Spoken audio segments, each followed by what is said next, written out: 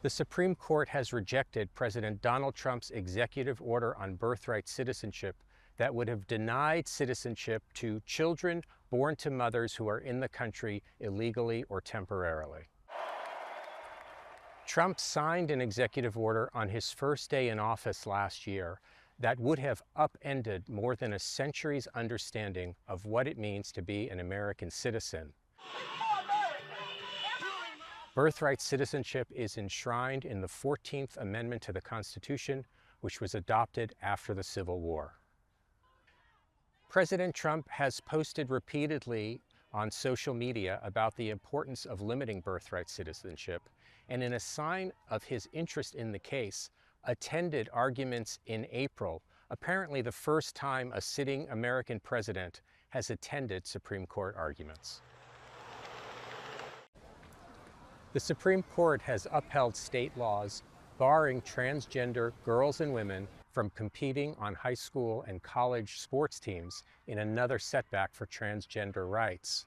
The court has repeatedly ruled against transgender people in the past year, and the latest ruling found that laws in Idaho and West Virginia do not violate either the Constitution or the federal law known as Title IX that bars discrimination in education. There are about 24 other Republican-led states with similar laws, and it seems likely that the decision will extend to those laws as well. Left unresolved by this decision are lawsuits in California, Connecticut, and elsewhere where transgender girls and women are allowed to compete consistent with their gender identity. The meeting in Doha is going to be perhaps important, perhaps not. President Trump is downplaying the possibility of a major breakthrough as a new round of peace talks gets underway. The American team, led by Steve Witkoff and Jared Kushner, are now sitting down with Qatari mediators, who will then meet with Iranian negotiators on Wednesday. The Iranians claim they will uphold their end of the bargain if the United States upholds theirs. The Qataris say both sides are still talking, and that's a good sign. Technical meetings are ongoing between the parties, whether they are direct or indirect. The talks follow several days of back-and-forth strikes between Iran and the U.S. President Trump says if Iran attacks again, the U.S. will renew its air offensive. But it's still unclear if those threats will get Iran to give up its nuclear program. It's really very simple. It's the denuclearization of Iran. We don't want them to have a nuclear weapon. Israel also hinting it's not satisfied with the ceasefire. Defense Minister Israel Katz told reporters he's directed the IDF to prepare airstrikes if President Trump decides negotiations aren't working. Some experts are saying Iran is stalling for time to regroup. The people are talking nice to us, and they've given us an expectation that this is all going to work out. And at the same time, we have hardliners and true policymakers taking a completely different approach. Technical teams from the U.S. and Iran will meet separately with mediators from Qatar and Pakistan in the coming days. In Tel Aviv, Trey Yingst, Fox News. The lion's share of ignitions are caused by human acts or omissions that create these ignitions. As wildfires rage in Colorado, officials, including the governor, are urging caution for the 4th of July. Celebrate big without lighting anything on fire. Hold on to those fireworks until Colorado Day, August 1st. That's our 150th. Among the wildfires currently burning in Colorado is the Aspen Acres fire. It started early Monday. According to officials, it grew to 23,000 acres as of Monday evening as howling winds stymied firefighting efforts. The flames have consumed multiple residences, but officials say no injuries have been reported. Evacuation orders have been issued. Meanwhile, there was a procession in Grand Junction Monday honoring 3 firefighters killed over the weekend while battling a wildfire along the Utah-Colorado border. Fire service is a family, so when something like this happens, we all feel it. As wildfires rage in the West, sweltering heat is baking other parts of the country. In Chicago, officials are reminding people high temperatures can be much more than just uncomfortable. The extreme heat can be very dangerous. This is the time to check in on our neighbors. Let's look out for one another. The oppressive heat wave also hitting the eastern half of the U.S. ahead of the July 4th weekend, threatening to tie or break more than 100 daily temperature record highs, plus more than twice that for record warm overnight lows. I'm Reed Binion reporting.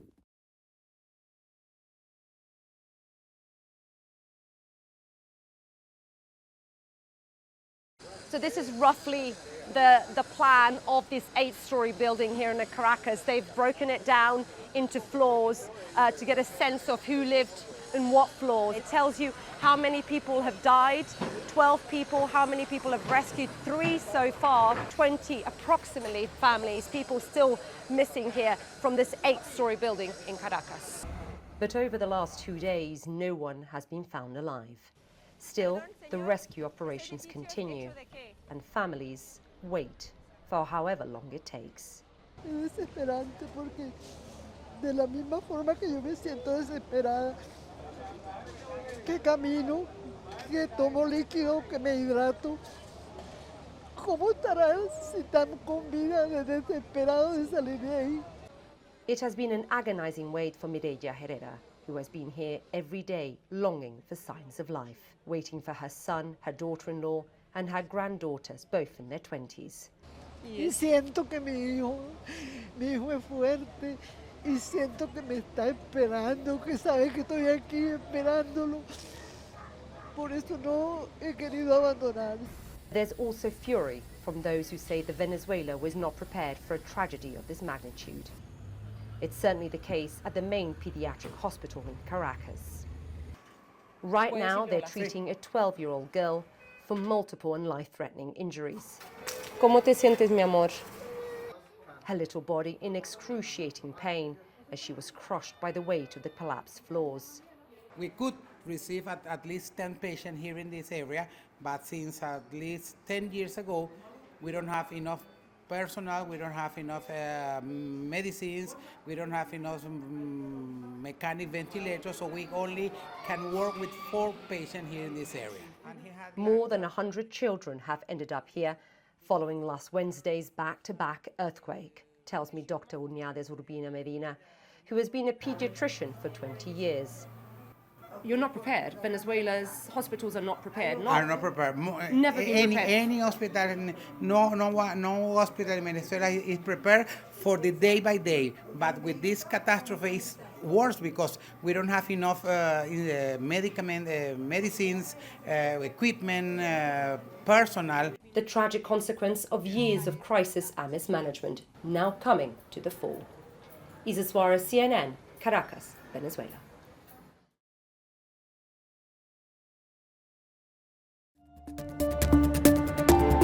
Exclusive Fox 5 video shows an FBI agent seizing a drone that flew into restricted airspace during FIFA's Fan Festival on Friday. The FBI has seized a total of 76 drones since the start of the FIFA World Cup. For us, there's been a 3-mile restriction during match days and a 1-mile restriction during FanFest. And so the number of drones, particularly at the early going, was pretty high. Special Agent in Charge Marlo Graham describes the drones that have been seized as standard size.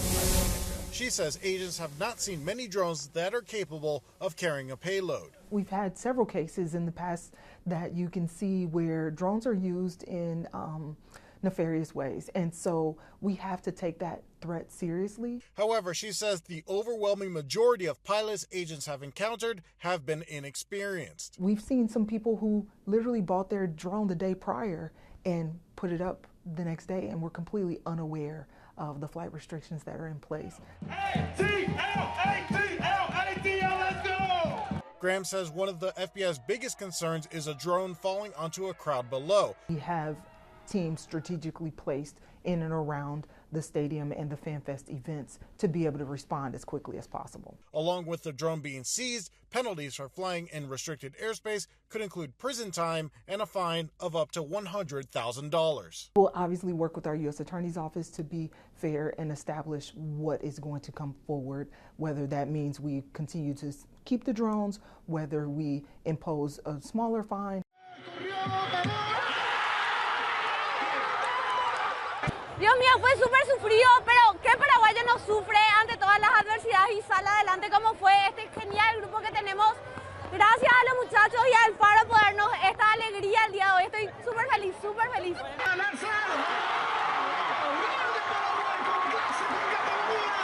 Fue uno de los momentos más aterradores que he vivido en el tema futbolístico. Pero eso sí, cuando comenzó el partido yo dije, tenemos chance, tenemos chance. Como siempre, la garra guaraní está cuando más se necesita.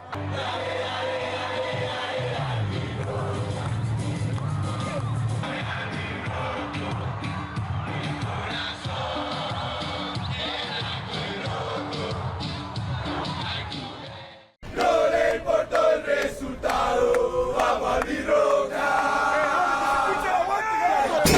Ya estamos aquí.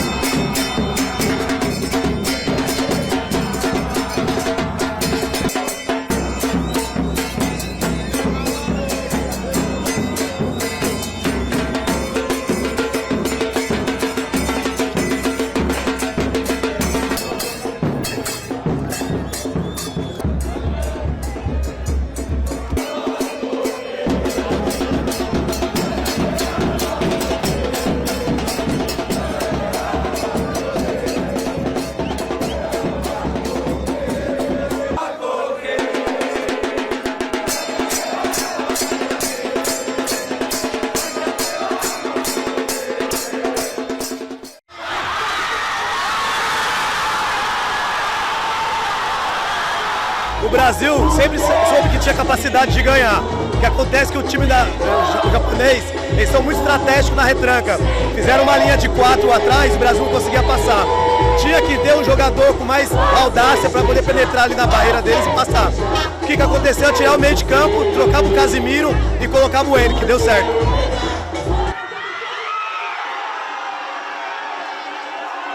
Então é isso, a brincadeira com todos os meus amigos, descendentes de japoneses ou brasileiros, era exatamente essa brincadeira, dizer assim, hoje não tem perdedor, todo mundo vai ganhar, seja o Japão ganhando, eu vou estar feliz, se o Brasil ganhar, eu vou estar muito feliz, mas vai ser um ganha-ganha para os dois, não tem tristeza, além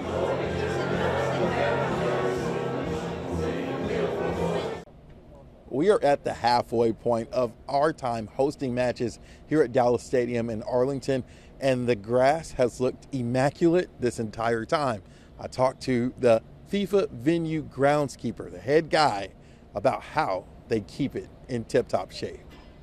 What does it take to keep the pitch at this level? A lot of hard work, long hours. We've got to do a lot of repair work. We've got to do a lot of preparation work beforehand. You know, the guys are in long after the stadium bowl's empty. We're cleaning up any debris, we're fixing any divots, we're bringing the lights back down. Why do y'all cut the grass so much? What is that?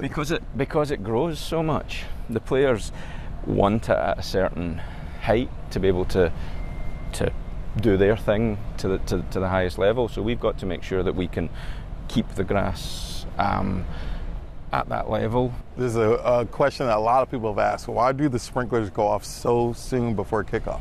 So what we want at the elite level, rather than the ball rolling across the surface, we want it really to slide across. We want to be able to play quick passes, to be able to play quick football. So in order to do that, we have to put the sprinklers on close to kickoff and at half time. Ian said he's still holding his breath, not going to relax until after that semifinal round.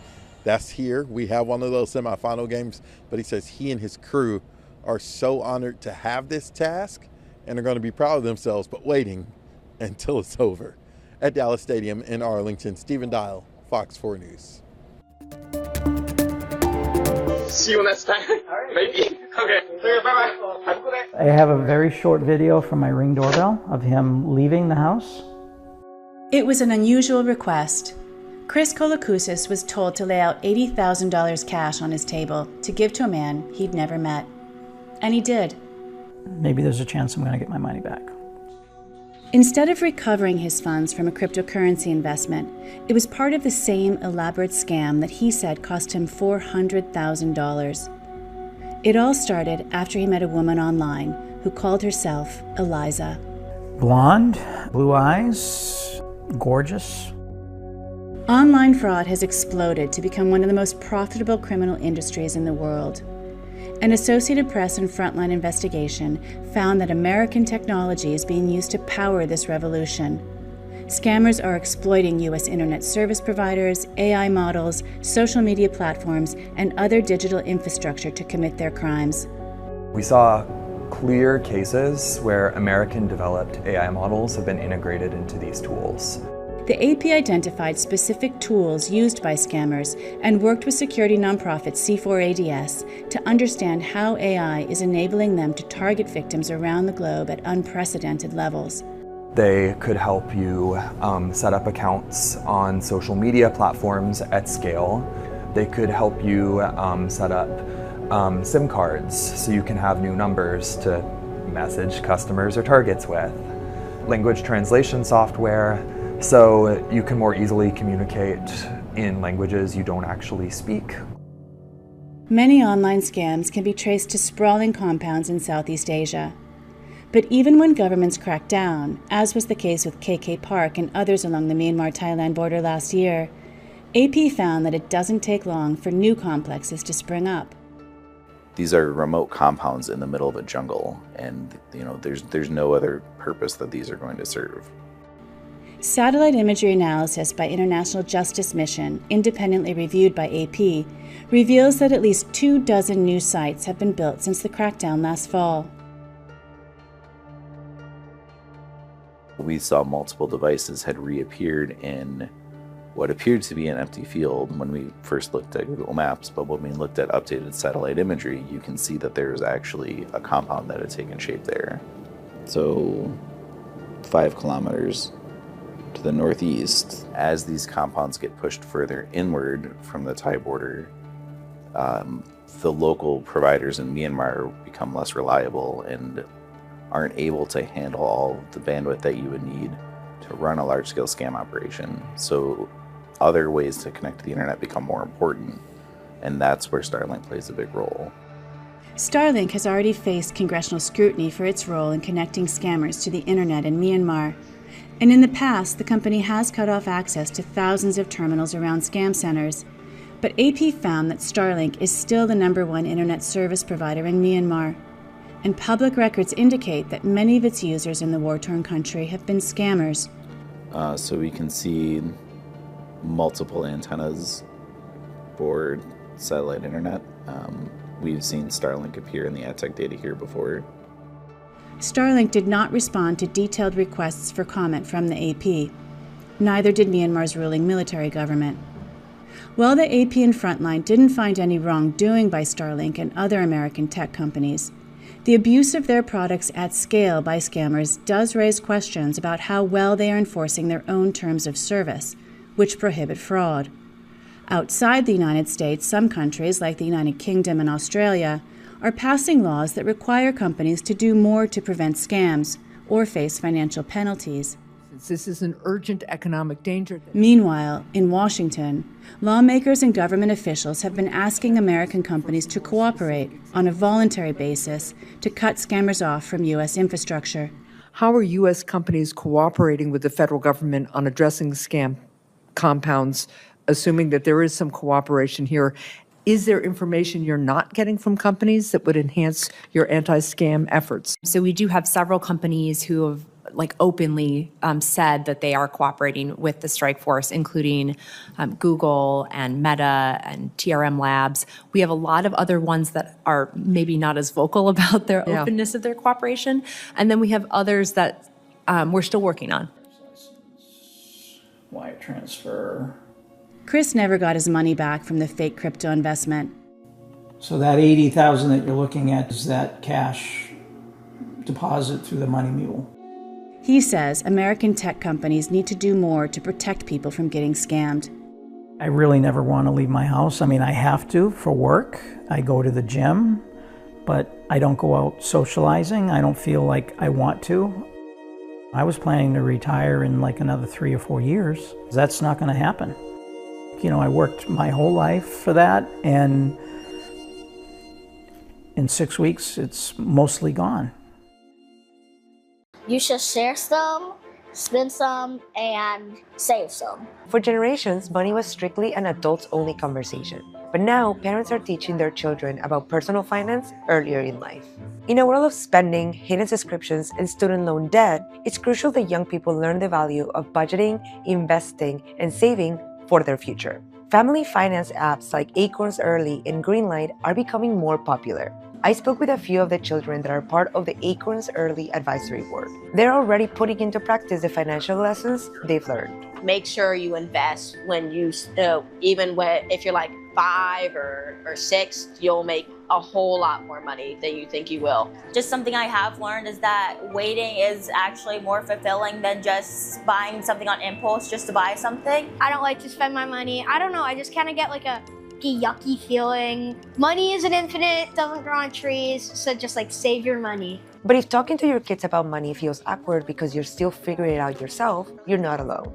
Normalize money conversations in everyday things that you do. When you're at the grocery store, when you travel, give them a budget. Have them actually put their hands on it so that they understand how it works, but also expose them to investing so they can see how fast money grows once it's working for them. If you want to keep your children interested in money talk, try making it into a game. Turn a routine grocery trip into a scavenger hunt for the best prices. Flip everyday household chores into a hands-on lesson with cash rewards. So if you want to talk about money with your children, start by normalizing these conversations, include them in the money decisions, and make them fun. If you take daily medication. People are on antidepressants, on other psychotropic medications or medications you usually take for your mental health. That can sometimes blunt your body's ability to kind of regulate, right, your internal thermostat. Ascension, Wisconsin, ER Dr. Christopher Ford says diuretic medications or water pills increase your risk for dehydration, while common antihistamines like Benadryl can actually block your body's ability to sweat. It takes a while for your body to become acclimated to that heat, right? And so a lot of us are kind of behind the 8 ball to begin with, when we don't have the ability to temperature regulate and our bodies aren't really conditioned to be in the heat. Local pharmacists also have a warning for diabetics. Insulin degrades quickly in extreme temperatures and should never be exposed to this heat wave.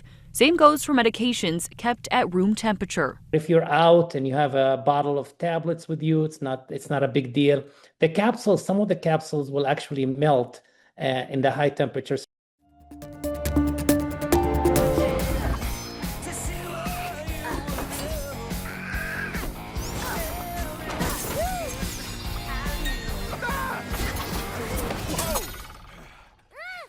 Don't tell Mom.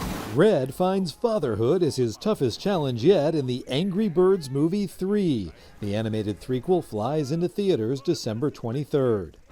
Getting a business off the ground takes more than a good product. Milton, you keep chasing perfection when maybe you should be chasing magic. This badge is almost perfect. Finn Wittrock and Alexandra Daddario star in Hershey, about the couple whose chocolate empire changed the world. The drama is due in theaters November 25th. Thy soul is cursed. Thy kin are cursed. Nosferatu director Robert Eggers returns with Werewolf, starring Aaron Taylor Johnson in a supernatural story set in medieval Britain. The film opens December 25th under a nearly full moon. In Hollywood, I'm David Daniel. In Hollywood, the new stars at the silver screen changed the face of the motion picture industry forever. The Minions break into show business in Minions and Monsters. You wrote a monster movie? Sí, con pica kaiju. Arr, arr. What are you going to use for your monster? The monster would turn against the Minions and against the world, and the Minions would, try to correct their mistake. And from that little pitch, I was like, ooh, ooh, ooh. I know the perfect monster for your movie. I had no idea who was in this movie until I saw it. A couple of days ago, I saw it, and then I was told I was going to be paired with these guys for press day today, and I was so excited to meet both of them. And contractually, we're not allowed to meet each other. No, I'm Aww, let me get cute. What's it like co-starring with the Minions? They're so gosh darn cute. That's the first thing. I think that the transcending language element is actually really profound and is the reason that it has been so successful globally. It's unifying for there to be these cute, funny, joyful, insane creatures that all speak the same language that we maybe don't speak, but we understand. Oh, Humphrey. Piñata. Carbonara. Lasagna. Looking for banana-flavored popcorn in Hollywood, I'm Rick Damagella.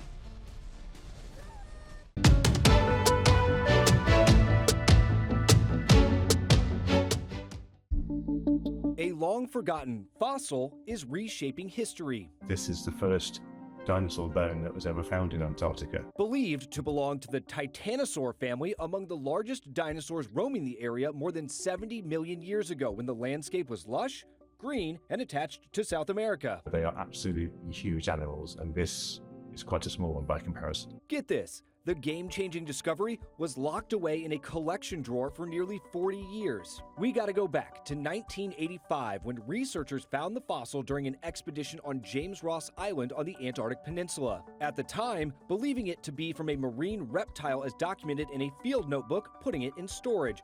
Recently, paleontologist Dr. Mark Evans stumbled upon that bone and had a hunch. Testing revealed its true identity as a titanosaur tail vertebrae dating back to the late Cretaceous period. Every record like this is valuable and helps us put another piece in the puzzle of how these things were living and how they're moving around the planet at the time. Another rare find, this one netting a kid some big bucks. 9-year-old Mason Dean and his dad visit a card shop every month hunting for their top players. We normally just look around and if I feel lucky, we normally get a pack. On a recent trip, they struck gold, unwrapping an autographed rookie card from Chicago White Sox infielder Munetaka Murakami. I was like, this is crazy. Deciding to cash in on their good fortune, reportedly auctioning the card for almost $75,000. And what's a 9-year-old to do with all that money? I wanted to buy more cards, then some of it I wanted to give V-Bucks. Not so fast, my friend. Dad has other ideas. If you can take the value of it as is and put it towards the college fund, that's what we opted to do. For Take a Look at This, I'm Patrick Cornell. Business is booming at a suburban Detroit custom flag shop, thanks to the nation's semi-quincentennial. The 250 flag is very exciting. It's something new in the flag business, which we haven't had for 50 years. Many Americans, such as Linda Cunningham, are outwardly embracing America's upcoming 250th birthday. I love the American flag. I love the whole concept of it. Others not so much. Well, I used to fly it all the time, especially on holidays that we celebrated the country. I have not flown my flag the last year. A new poll conducted by the Associated Press and Newark Center for Public Affairs Research indicates Americans' views of Old Glory are divided by politics, age, and race. Republicans and older white adults are especially likely to fly the American flag, while younger Democrats and black adults are more likely to say they don't fly it. Views of the flag track with other deep divisions among Americans, who see their country's history and accomplishments very differently. Donald Trump has made it so that people of color and people that are not white are really not a part of this country. We're just here. We're props. We're not here. This is not our country anymore. This is the country of Trump. Cunningham is a conservative, but her love of the flag has more to do with it being a symbol of freedom as opposed to one of political ideology. I know there's so much going on in the world right now, and I know everyone has their own views, and I'm just sad that politics have to be brought in to the flag and the meaning of it. Regardless of one's feelings about what the flag means, American Flag and Banner's owner is certain of one thing: it's unique and recognizable. If you polled the world, I think everyone, anyone over 12 years old, recognizes the U.S. flag.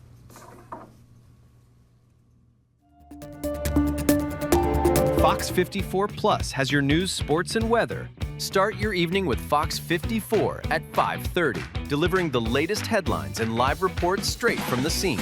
Then, stay informed with Fox 54 News at 9, featuring your Tennessee Valley certified most accurate weather impact team, tracking everything from tornado threats to traffic delays during severe weather. Fox 54 Sports Extra brings you more of what sports fans crave, with deeper insights, expert analysis, and all the action that matters most. On Fox 54 Plus, you'll also find Alabama politics, plus 24/7 weather radar and real-time forecasts to keep you ahead of the storm. Looking for a quick recap? Don't miss Fox 54 Week in Review, highlighting the biggest stories of the week.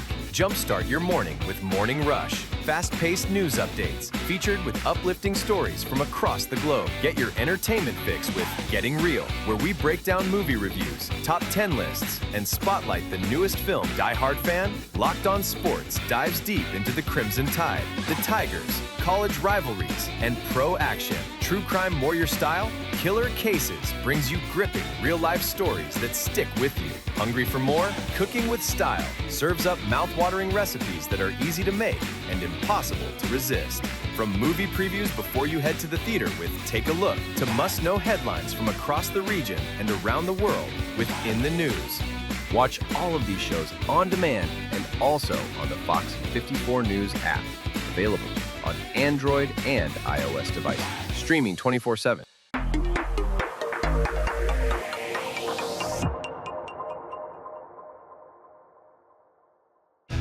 There's more to Fox 54 Plus with the Locked On Podcast Network. From the Tide to the Tigers, from college teams to pro, the Locked On Podcast Network gives you insights and analysis you just can't find anywhere else. These kids, they want to play. And I don't think so. I think it was Chad Baker-Mazzara. Locked On Sports, streaming every day of the week and right here on Fox 54 Plus.